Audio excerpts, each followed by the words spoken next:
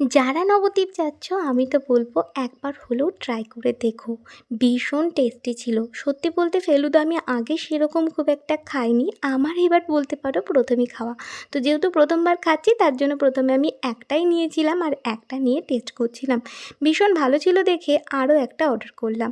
তো যখন আমি সেকেন্ড টাইমের জন্য আবারও ভিডিও করছি তো দাদাটা আমাকে বললো তাও আমি আরেকটু ডেকোরেট করে দিই, আরেকটু ড্রাই ফ্রুটস দিয়ে দিই।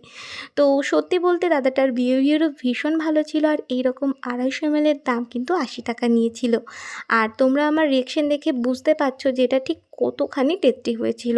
তো আমাকে আগের দিন অনেকেই জিজ্ঞাসা করেছিলে যে লোকেশনটা কোথায়। এটা কিন্তু নবদ্বীপ যে মোমো হাউস আছে তার ঠিক অপোজিটে এরকম একটা গাড়ি করে দাদা প্রত্যেক সন্ধ্যাবেলা বসে। তো আমি একবার রাস্তাটাও তোমাদের এক ঝলক দেখিয়ে নিলাম আর ওটা খেয়ে চলে গেছিলাম একটু বিশাল মার্কেটে। আর মেয়েদের যখন মার্কেটিংয়ে যাবে মানে কোনো শপিং মলে যাবে তারা যে কিছু কিনবে না এটা হতেই পারে না। প্রথমে তো আমি বলেছিলাম আমি আজকে কিচ্ছু কিনবো না, দেবশ্রী তুই যা কেনার তাই কেন, কিন্তু ব্যাপারটা পুরো ঘুরে গেল। আসার সময় দেখলাম আমারই এক ঝুড়ি একদম জিনিসপত্র হয়ে গেছে। তো থার্ড ফ্লোরটায় চলে গেছিলাম, আমার কিছু ঘর ডেকোরেশন করার জন্য কিছু নেওয়ার ছিল। তো শেষ পর্যন্ত আমারই লাস্টে এক ঝুড়ি জিনিসপত্র হয়ে গেছিলো। তো আজকের মতন টাটা, দেখা হচ্ছে নেক্সট ব্লগে নেক্সট ভিডিও নিয়ে।